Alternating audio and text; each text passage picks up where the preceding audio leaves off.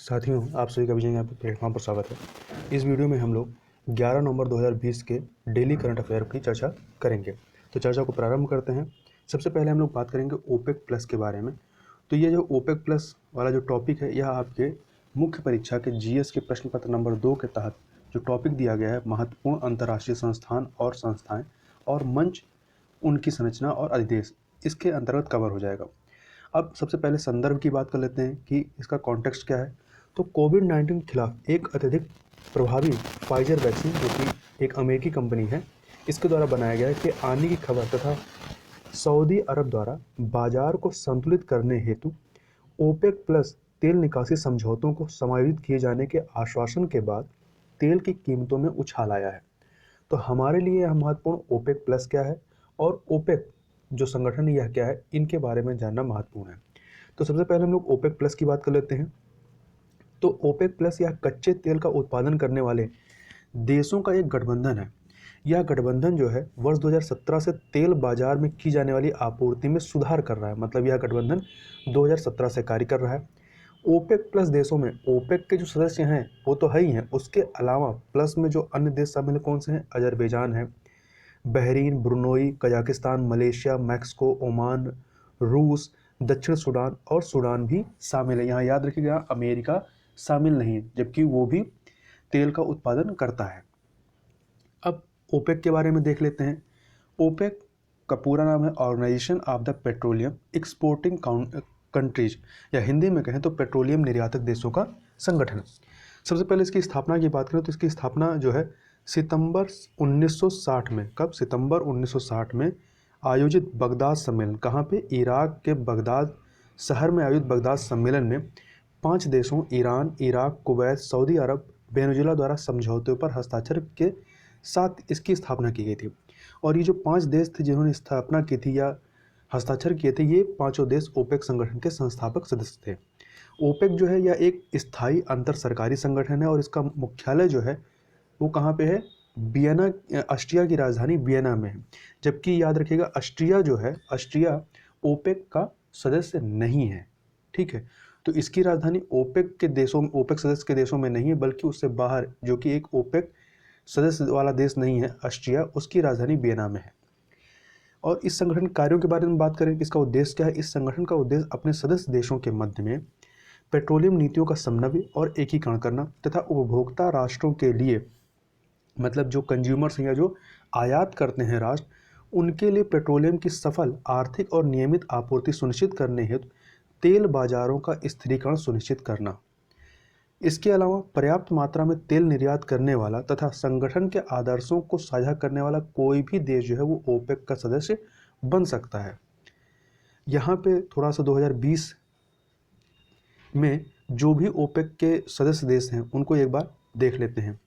तो इसमें आपका Algeria, Angola, Equatorial Guinea, Gabon, Iran, Iraq, Kuwait, Libya, Nigeria है पर नाइजर नहीं है, Republic of Congo, Saudi Arabia, United Arab Emirates अर्थात यूएई, वेनेजुएला, ये इसके सदस्य। यहाँ याद रखिएगा कि इसमें आप कहीं पर भी कतर को नहीं देख रहे हैं।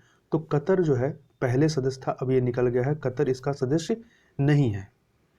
आगे चलते हैं, आगे बात करते हैं बिंगो और बोगोरिया झील के बारे में। तो याद रखिएगा यह बिंगो और बोगोरिया झील कहाँ पे स्थित है? तो यह केन्या के रिफ्ट घाटी में स्थित है। तो देख लेते हैं चर्चा में क्यों आया। तो हाल ही में देखा गया है कि केन्या की रिफ्ट घाटी में अवस्थित बिंगो और बोगोरिया झीलों में अधिक वर्षा के कारण जल का स्तर लगातार बढ़ता जा रहा है।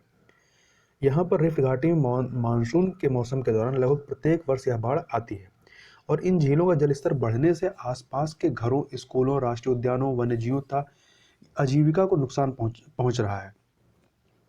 अब ये जो बाढ़ आई है, आप ऐसे समझ सकते हैं कि ये जो बिंगो और बोगोरिया झील है, इन दोनों के बीच में नॉर्मल कंडीशन में जो डिस्टेंस है वो 20 किलोमीटर है, परंतु इस बाढ़ के आने से दोनों जो झीलें हैं आपस में मिल गई हैं।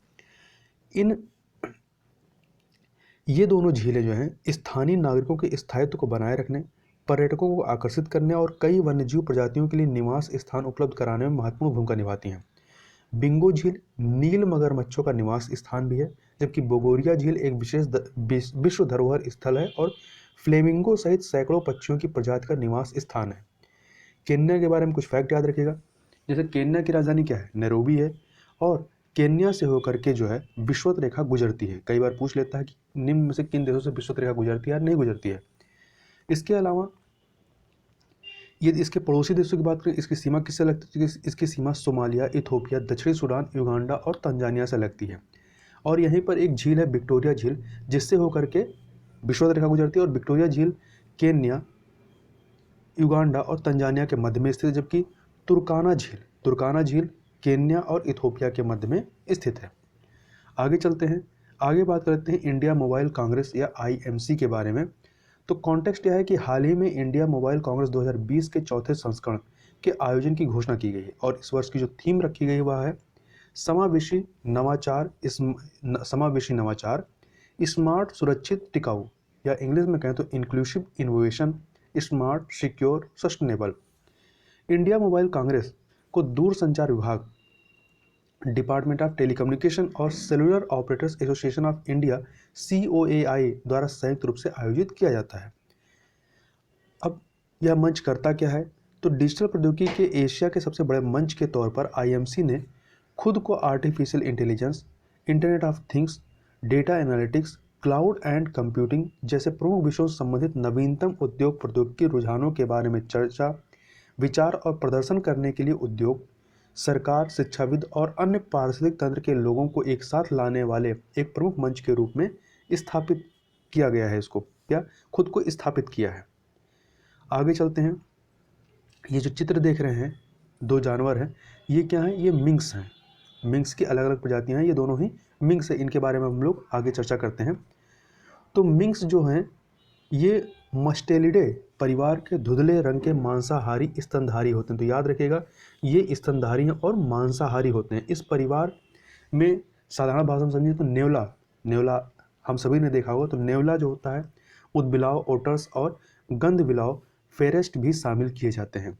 मुख्यतः चीन, डेनमार्क, नीदरलैंड और पोलैंड में सालाना 50 मिलियन से अधिक मिंक्स को फर, मतलब इनके बाल या स्किन के लिए प्रजननित करके पाला जाता है। मिंक्स के तेल का उपयोग कुछ चिकित्सा उत्पादों और सौंदर्य प्रसाधनों में भी किया जाता है। और मिंक्स की दो विस्तारित प्रजातियां पाई जाती हैं, एक अमेरिकन मिंक और एक यूरोपीय मिंक।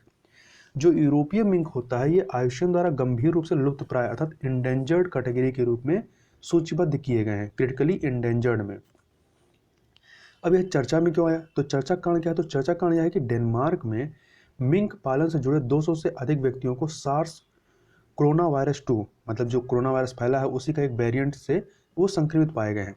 ये जो मिंक्स होते हैं अपने परिवार के अन्य सदस्य गंधविलाव की भांति कोरोना वायरस के प्रति अति संवेदनशील माने जाते हैं तथा मनुष्यों की भांति इनमें भी कोविड-19 के लक्षणों की एक श्रृंखला देखी जा सकती है, जिनमें प्रारंभ में बीमारी के कोई लक्षण नहीं दिखता है, फिर निमोनिया जैसी गंभीर समस्याएं उत्पन्न हो जाती हैं। आगे चलते हैं, अगला है भारत इटली वर्चुअल शिखर सम्मेलन के बारे में। तो यह कब हुआ है? यह 6 नवंबर 2020 को आयोजित किया गया। इसको भारतीय प्रधानमंत्री नरेंद्र मोदी और इटली के प्रधानमंत्री प्रोफेसर ग्यूसेप कोंटे के बीच एक वर्चुअल द्विपक्षीय शिखर सम्मेलन आयोजित किया गया। तो याद रखिएगा, इटली के प्रधानमंत्री कौन है? Professor Giuseppe कोंटे।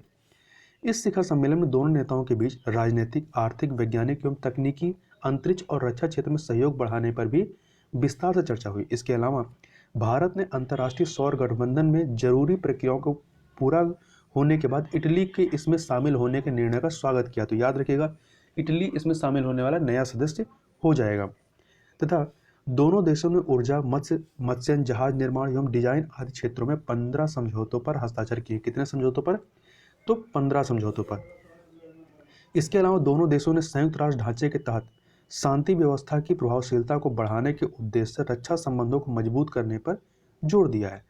साथ ही वर्ष 2020 से लेकर 2025 की अवधि के लिए द्विपक्षीय साझेदारी की प्राथमिकताओं, रणनीतिक लक्ष्यों एवं तंत्र स्थापित करने के लिए इस कार्य योजना को अपनाने का निर्णय लिया है। तो टाइम ड्यूरेशन क्या है? 2020 से 2025।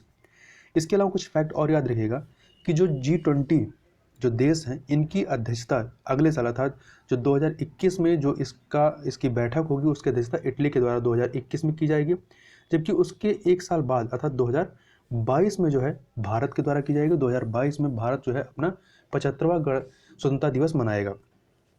और सऊदी अरब जो है 2020 का ये जो वर्ष चल रहा है, इस वर्ष की जो अध्यक्षता थी किसके पास थी? सऊदी अरब के पास थी। इसके पहले सऊदी अरब के पहले 2019 में जापान के पास थी। अब आगे चलते हैं पक्के टाइगर रिजर्व के बारे में। तो याद रखिएगा पक्के टाइगर रिजर्व कहाँ पे है? तो यह अरुणाचल प्रदेश में है। अब कॉन्टेक्स्ट की बात कर लेते हैं। तो अरुणाचल प्रदेश में पक्के टाइगर रिजर्व ग्रीन सोल्जर्स को, ये जो पक्के टाइगर रिजर्व है, ग्रीन सोल्जर्स को कोविड-19 के खिलाफ बीमा कवर प्रदान करने वाला पूर्वोत्तर भारत का, यहाँ ध्यान दीजिए, पूर्वोत्तर भारत का पहला टाइगर रिजर्व बन गया है। अब ये ग्रीन सोल्जर्स क्या हैं? तो भारत में फ्रंटलाइन वन कर्मचारी अपर्याप्त स्वास्थ्य कवरेज के साथ सबसे चुनौतीपूर्ण परिस्थितियों में कार्य करते हैं, इसलिए उन्हें ग्रीन सोल्जर्स कहा जाता है। और यह जो बीमा राशि है यह कैसे प्रदान की जाएगी? तो भारतीय वन्यजीव trust, wild life trust of India, WTI नामक एक गैर सरकारी संगठन ने फाउंडेशन सर्ज की सहायता से बीमा राशि का भुगतान किया और आगे भी जिनको बीमा प्रदान किया जाएगा उनको भुगतान किया जाएगा। अब थोड़ा सा पक्के टाइगर रिजर्व के बारे में बात करें तो पक्के टाइगर रिजर्व का जो एक और नाम है, इसे पखुई टाइगर रिजर्व के नाम से भी जाना जाता है और यह अरुणाचल प्रदेश के पूर्वी कामेंग जिला में स्थित है तथा यह 2 नदियों से घिरा हुआ है। कौन से? एक तरफ उत्तर पश्चिम में देखें तो भारेली या कामेंग नदी है और पूर्व में जो है पक्के नदी से यह घिरा हुआ है। और इस टाइगर रिजर्व ने संकटापन्न प्रजातियों के संरक्षण की श्रेणी में हॉर्नबिल नेस्ट एडॉप्टेशन प्रोग्राम के लिए भारत जैव विविधता पुरस्कार, इंडिया बायोडायवर्सिटी अवार्ड IBA जीता था। तथा यहाँ पे कौन से प्रजातियाँ पाई जाती हैं जीव जंतुओं की, तो उनको थोड़ा सा देख लेते हैं। यहाँ बंगाल टाइगर, इंडियन लेपर्ड और क्लाउडेड तेंदुआ, मतलब कह सकते हैं बिल्ली की जो 3 प्रजातियाँ हैं, ये तीनों ही टाइगर, लेपर्ड और तेंदुआ तीनों ही क्या हैं? बिल्ली हैं, बिल्ली की प्रजातियाँ। तो बिल्ली की तीनों प्रजातियाँ यहाँ पर एक साथ पाई जाती हैं, बंगाल टाइगर, इंडियन लेपर्ड और क्लाउडेड तेंदुआ। तथा लुप्तप्राय सफ़ेद पंखों वाला व्हाइट बिंग्ड वुड डंक और अनोखा आई विशविल, इसके अलावा हॉर्नबिल, दुर्लभ ओरिएंटल के वे उल्लू आदि यहाँ पर पाई जाती हैं। इसके अलावा यहाँ पर एक फैक्ट और याद रखिएगा कि एक तो पक्के टाइगर रिजर्व अरुणाचल प्रदेश, इसके अलावा 2 टाइगर रिजर्व यहाँ पर और हैं। एक तो आपका नामदफा टाइगर रिजर्व है और दूसरा कामलांग टाइगर रिजर्व है जो कि अरुणाचल प्रदेश में स्थित है। आगे चलते हैं। अगला है विश्व सुनामी जागरूकता दिवस। तो विश्व सुनामी जागरूकता दिवस प्रत्येक वर्ष 5 नवंबर को मनाया जाता है। आप सबको पता है कि वर्ष 2004 में हिंद महासागर में जो है एक घातक सुनामी आई थी। इस सुनामी आने के बाद संयुक्त राष्ट्र महासभा ने प्रत्येक वर्ष 5 नवंबर को विश्व सुनामी जागरूकता दिवस के रूप में मनाने का निर्णय लिया था। अगला है एक दिवस और है शांति और विकास के लिए विश्व विज्ञान दिवस। यह प्रत्येक वर्ष 10 नवंबर को मनाया जाता है और पहली बार जो है यह 10 नवंबर 2002 में यूनेस्को के तत्वाधान में मनाया गया था। और इस बार की जो थीम है 2020 की क्या है? वह है science for and with society in dealing with covid. Science for and with society in dealing with कोविड-19। आगे 2 नियुक्तियां हुई हैं, उनके बारे में देख लेते हैं। पहला है ज्ञानेंद्रो निगोमम, तो ये मणिपुर के हैं और ये हॉकी इंडिया के अध्यक्ष चुने गए हैं और पूर्वोत्तर भारत से ये अध्यक्ष चुने जाने वाले पहले व्यक्ति हैं। इनका कार्यकाल 2 वर्ष होगा। इसके पहले इस पद पर मोहम्मद मुश्ताक अहमद कार्य कर रहे थे, उन्होंने अपना इस्तीफा दिया था।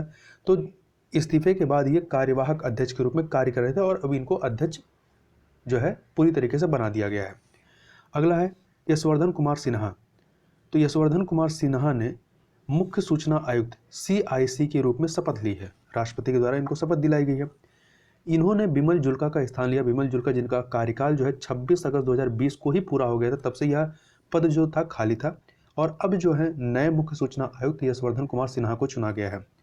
कुछ अन्य चीज़ें याद रखिएगा कि सूचना के अधिकार अधिनियम 2005 के मुताबिक केंद्र सरकार केंद्रीय सूचना आयोग के रूप में एक निकाय का गठन करेगी तथा नियम के अनुसार केंद्रीय सूचना आयोग में एक मुख्य सूचना आयुक्त CIC और कुछ सूचना आयुक्त होंगे जिनकी संख्या 10 से अधिक नहीं होगी।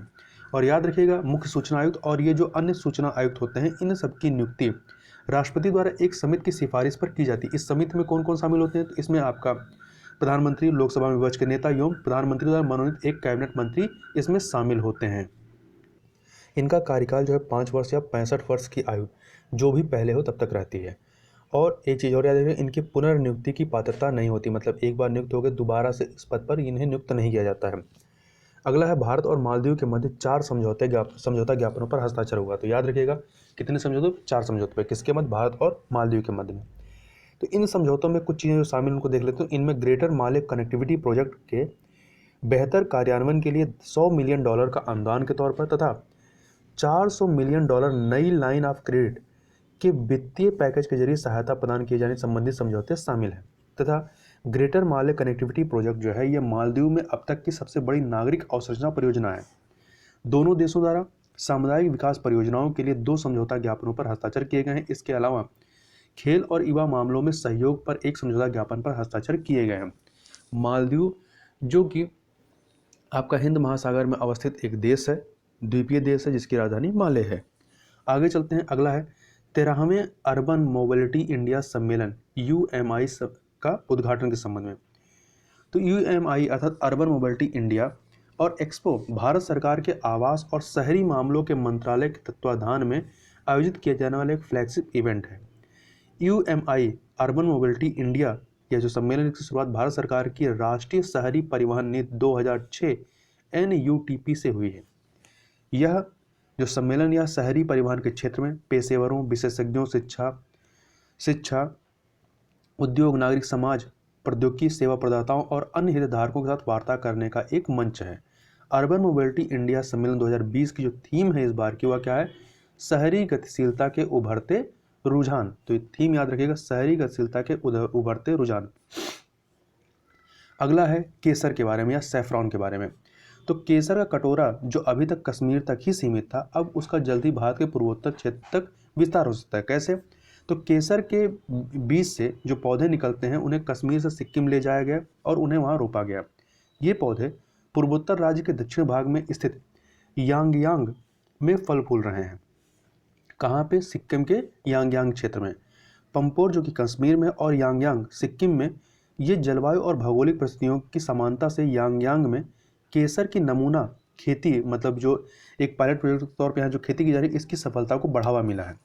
इसके अलावा ध्यान रखिएगा कि पूर्वोत्तर क्षेत्र में केसर उगाने की व्यवहार्यता का या फिजिबिलिटी का पता लगाने के लिए north east centre for technology application और रिच NECTAR द्वारा पायलट परियोजना शुरू की गई। तो ये याद रखिए कहाँ पर, पूर्वोत्तर भारत में, तो सिक्किम में अभी इसकी फसल उगाई जा रही है। और याद रखिएगा भारत में पंपोर क्षेत्र जो कि कश्मीर में है, इसको आमतौर पर कश्मीर के केसर के कटोरे के रूप में जाना जाता है। तो इस वीडियो में बस इतना ही, मिलते हैं नेक्स्ट वीडियो में, तब तक के लिए बहुत बहुत धन्यवाद।